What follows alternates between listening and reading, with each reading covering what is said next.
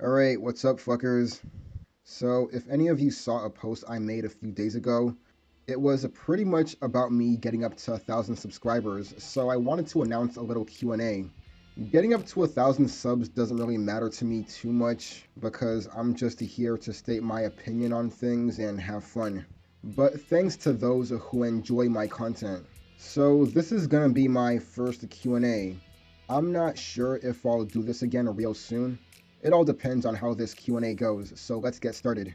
So this question comes from a Diesel Champ, and he asked me about three questions. One, why did you change your name from Lord of Darkness to Draven Crow? Well, I kind of felt Lord of Darkness was a bit too cheesy for my channel name. I basically called myself that because I was such a huge fan of Undertaker's Lord of Darkness character from 1998, because to me that was Taker's most badass character from the way he looked, his heavy metal music, but I just wanted a more normal name as a sign of me maturing. Kind of like Corey Margera, who used to be called the Fast and the Furious 450. His next question is, what happened to some of your older videos? I don't see them anymore, like Not All Smaller Wrestlers Suck and the Smart Suck series. Well, it's just because I kind of look back at those older videos and kind of felt they don't hold up too well. This is when I was still in my early stages of YouTube, and I didn't like looking back at those older videos just saying to myself, yeah, those videos are not good. But someday I'm gonna upload better versions of those videos.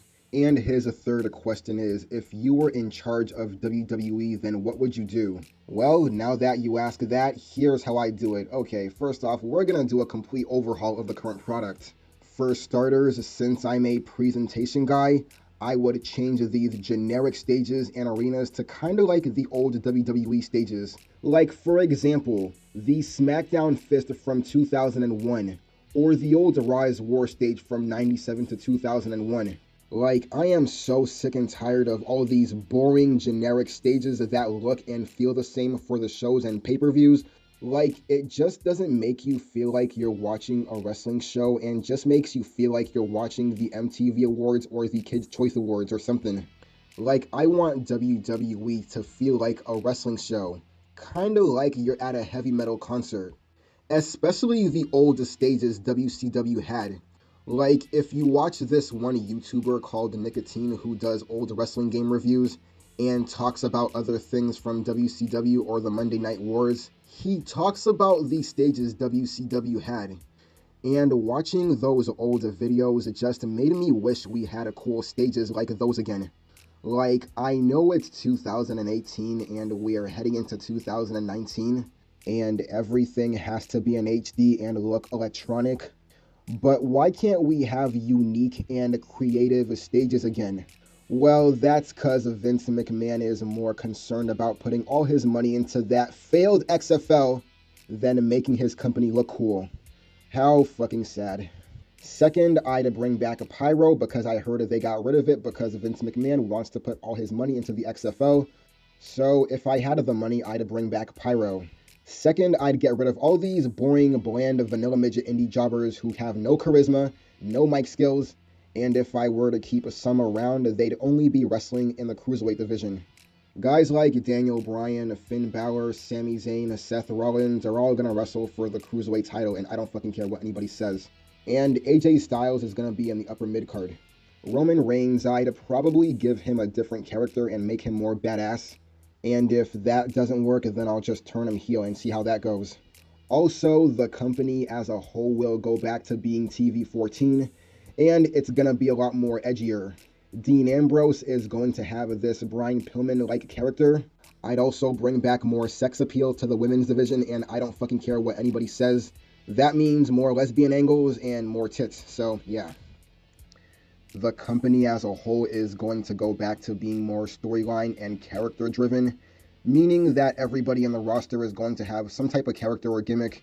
Also, certain guys like Bray Wyatt, Elias Sampson, or anybody that has mic skills, charisma, or has a good physique are gonna get a push. So all of that will be done to bring back more casual fans to WWE. So all of that work rate is important bullshit will go away. Okay, so if you want to watch a wrestling company that only focuses on good in-ring action, you'd only have to watch the indies. So the only way you're going to succeed in my company is how over you are with casual fans who actually care about charisma, mic skills, storylines, characters, and everything else that isn't just putting on good wrestling matches. Now, don't get it twisted. I'd still feature a lot of good wrestling in my company with the Cruiserweight division and guys like AJ Styles, Samoa Joe, Bobby Roode, and some other indie guys who aren't boring to put on good matches. It's just that in-ring work rate won't be the most important thing anymore. So if you want to watch a wrestling company that only focuses on good wrestling, then you'd have to go down to the fucking indies or New Japan or whatever. Then I'm going to fire all of these soap opera writers or people who have no business in being in professional wrestling and hire people who are actually fans of wrestling or people who are really intelligent like Raven. I'd actually have these writers be a lot more consistent with the storylines and characters. Also, I'd get rid of this stupid brand split, and every single wrestler who does not matter will be fired. Sorry, but I'm more about quality over quantity. And also, I'd get rid of all these ugly and bland championship titles like the Universal title, for example, and bring back more of those cooler belts like the Winged Eagle Championship and the Hardcore Championship. The shows and pay-per-views are going to have more badass theme songs like rock and heavy metal. And I'm gonna replace these shitty commentators with better commentators like Jim Ross, and basically that's my way of improving the product. Okay, so this question comes from Know Your Role Boulevard. And his question was, what genre of music do you listen to usually? And what's your favorite band or artist? So mainly I listen to a lot of rock and heavy metal music. I do listen to other genres as well as jazz, industrial music, and I do listen to a lot of good music from the 90s and early 2000s. Mainly 90% of the time I listen to rock and metal. As for my favorite band, I have to say Metallica. And I'm talking old school Metallica before the Black Album was released, which I didn't hate. There are so many bands I like also, like Pantera, Slipknot, Slayer, early 2000s Linkin Park, Disturbed, Sevendust, and even a lot of 90s grunge bands like Nirvana and Alice in Chains. But old school Metallica will always be number one for me. Okay, so the next question comes from Miss Lunatic.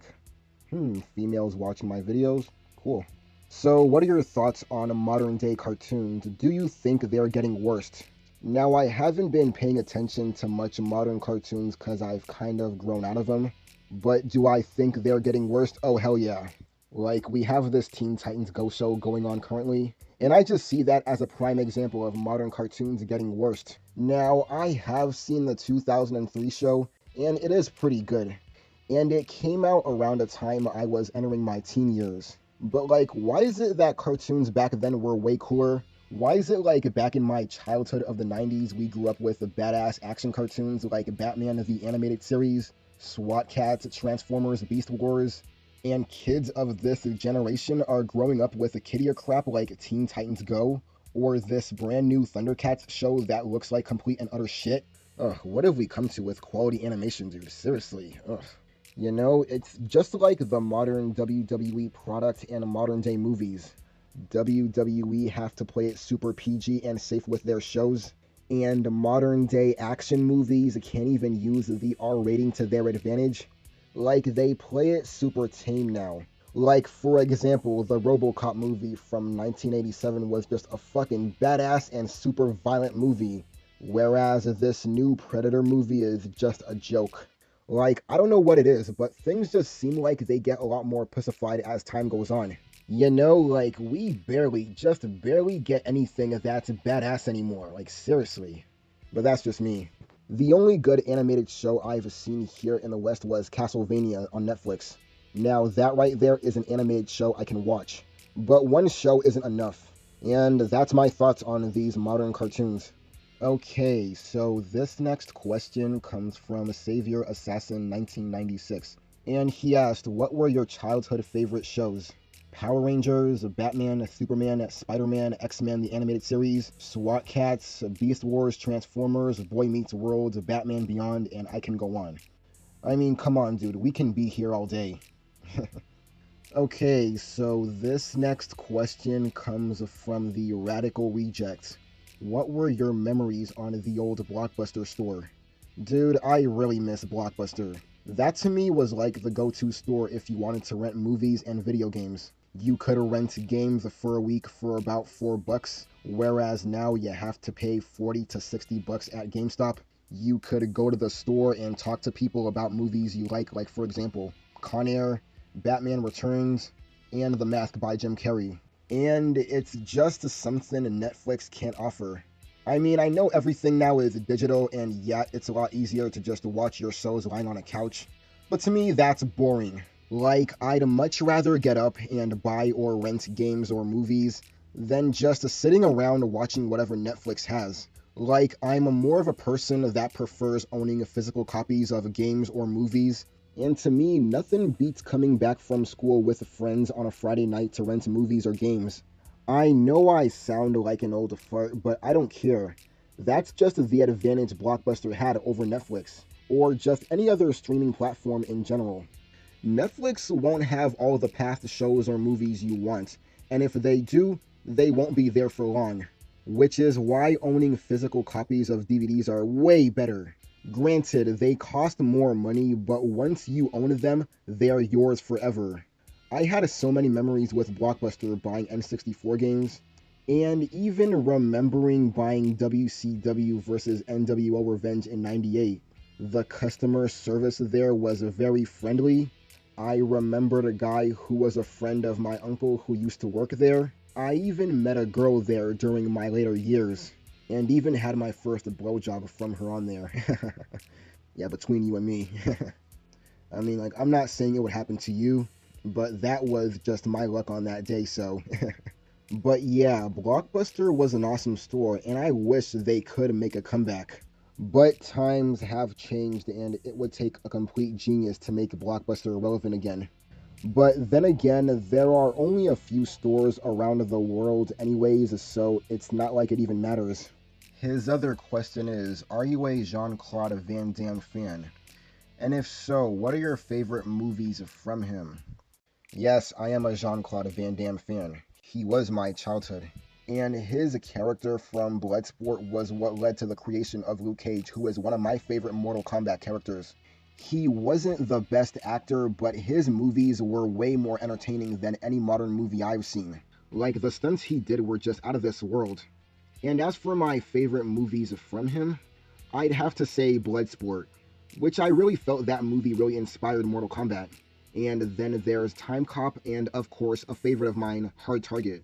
And let me tell you, nobody rocked a mullet better than Van Damme himself. But yeah, those were my favorite movies from him, and thanks for the questions.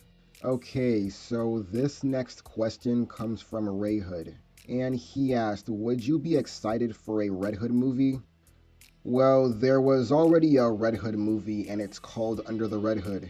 If you're talking live action wise for the DC Cinematic Universe, at this point in time, no.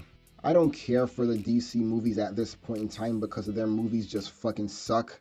And doing a Red Hood movie is just too much fan service, especially knowing DC isn't doing so hot right now and are getting their asses kicked by Marvel. And no, I don't care for this MCU versus DCEU rivalry because at this point in time, I'm just done with superhero movies. Now, if they do an Under the Red Hood 2 movie, I'll be interested in that because I love Under the Red Hood and personally think it's one of DC's best animated movies.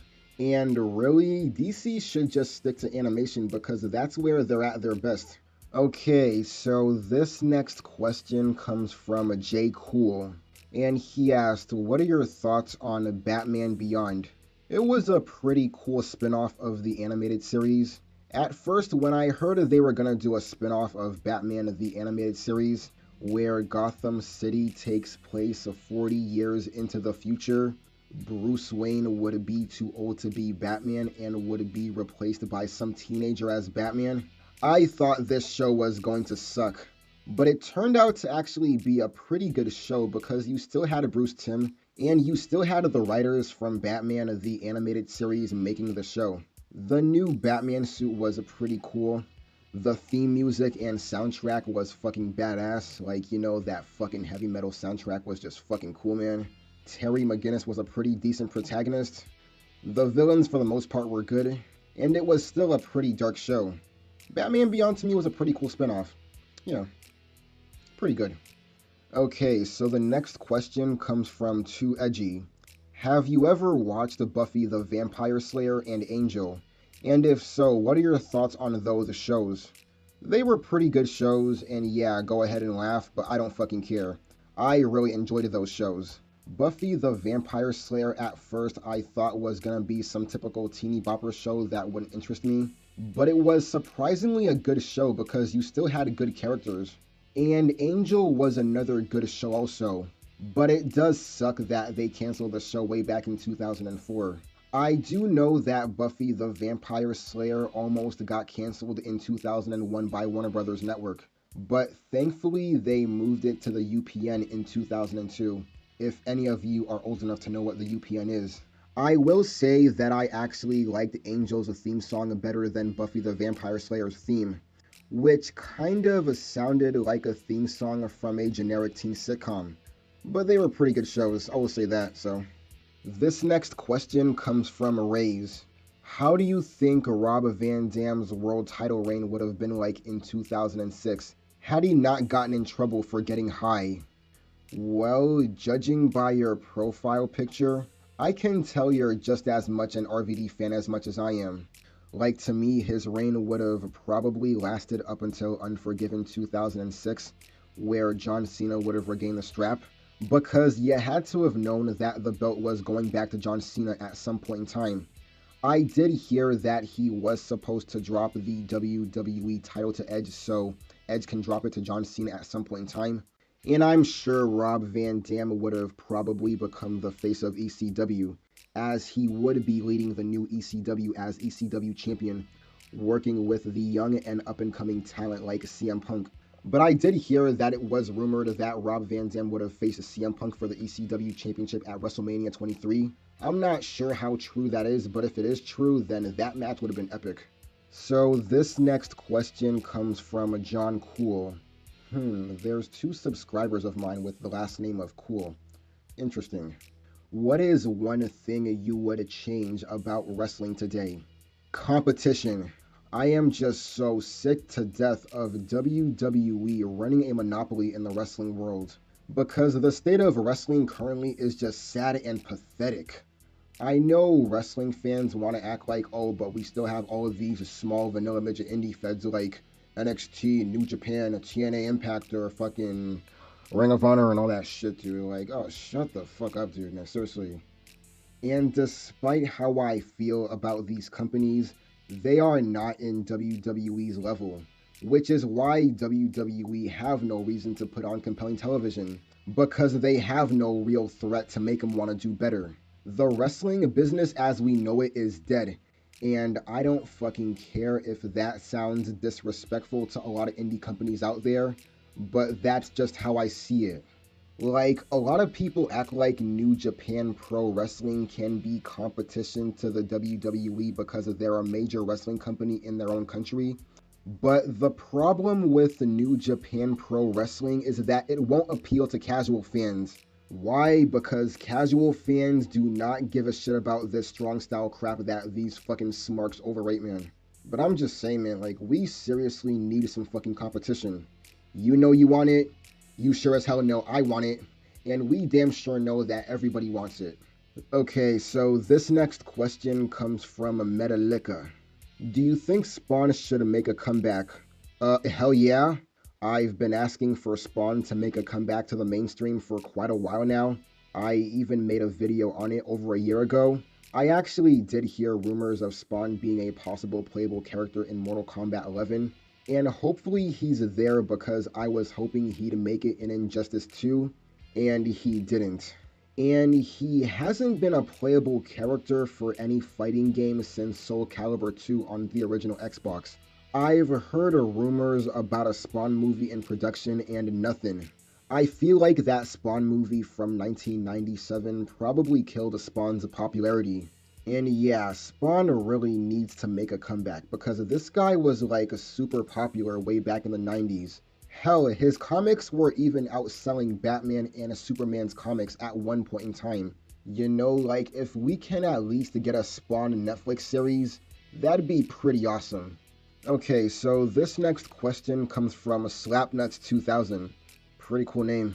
So, what's your favorite moment from WCW in 2000? Oh god. Like, that's like digging through a pile of shit just looking for gold. Anyways, my favorite moment was Booker T winning the WCW Championship at Bash of the Beach. Even though I kinda thought Booker T should have been pushed a little sooner, but I'm glad he got the strap anyway, so yeah, good for him.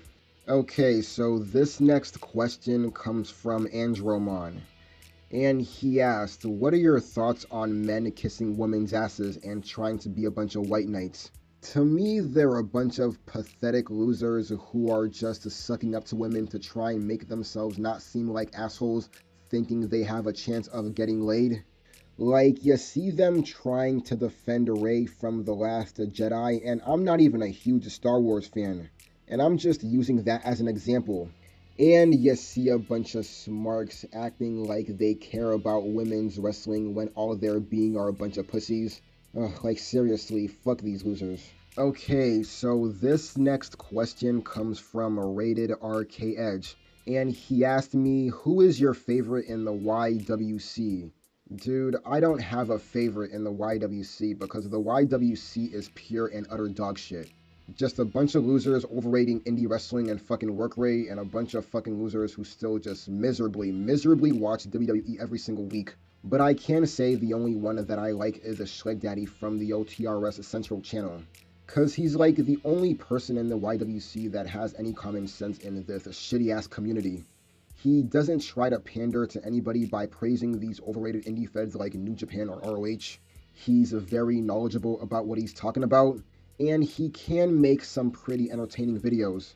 Now, I personally don't watch all of his videos because I don't care for anything related to modern day wrestling currently, but when he uploads his rant videos and talks about old wrestling pay-per-views, those are the types of videos that interest me. And there's the other YouTuber that I like in Mr. Red 88 who I think is very underrated. But other than that, fuck the YWC. So this next question comes from Mr. Good Taste. And he asked, what are your thoughts on what happened to Corey Margera leaving YouTube a while back? I'm not going to talk about it, dude, because I don't talk about drama here on my channel. So if you want to message me, then you can private message me. Well, maybe not here on YouTube because YouTube got rid of the messaging system here. So I'd say just private message me through Facebook, Twitter, or whatever. But like, I'm not sure if I even want to do it because like, there's just so many trolls and sock accounts on here that I just can't trust anybody here anymore. So this next question comes from Comkey. What's your favorite 90s action movie? Terminator 2. And his second question is, are you a fan of The Crow? And I'm talking about the movie. Yes, I absolutely love The Crow. It's one of my favorite movies of all time. But it really sucks that Brandon Lee's life had to have been taken away so early. It kinda makes me think that he would have been a huge star in Hollywood if that whole incident didn't happen. I don't really care for the sequels because they all suck except for Salvation, which I thought was decent. I've heard they're thinking of remaking the movie because why not? Yeah, because it's not like the first movie wasn't already perfect enough as it was, right? Ugh. But yeah, I do love The Crow. It's a fucking classic, dude. And last but not least, we have Raimundo. And he asked me, what is your favorite gaming console of all time? My favorite for me is the PlayStation 2. Which is funny because I kinda held a grudge against the PS2 for killing the Dreamcast, thus forcing Sega to leave the gaming market. But back then, around 2002, many great games were being released that year. Like the first ever Dragon Ball Z Budokai game, which I thought was okay, but a good start to the franchise. SmackDown Shut Your Mouth. Like back when I actually gave a shit about wrestling games. Mortal Kombat Deadly Alliance. And Kingdom Hearts 2 also. And also, I never got into Sony all that much. I was never really a huge fan of the PS1 because at that time I thought it was okay, but its games and graphics really aged terribly. But the PlayStation 2 proved me wrong. At first, I wanted to say the Sega Genesis or the Super Nintendo because I still have a little bit of bitterness towards the PS2 for killing the Dreamcast. But I had to have known that Sega were mostly to blame for why they're no longer around. And it sucks that the Dreamcast failed because it was a great console. And I am by no means a huge fan of Sony because I've always been a Sega and Nintendo guy. But yeah, the PlayStation 2 was a great console and had many great games that came out of it, like Dragon Ball Z Budokai 3, Kingdom Hearts 1 and 2, SmackDown Here Comes the Pain, Devil May Cry 3, God of War, Ratchet and Clank, Sly Cooper, Jak and Daxter, and many more that I could name. But yeah, the PS2 was a great console and I just loved it. And right about now, that pretty much wraps up my Q&A. So, yeah. Well, you guys asked a lot of pretty good questions for the most part. And right about now, I'm about to head to sleep. So, I'll see you guys later. Peace out and bye-bye.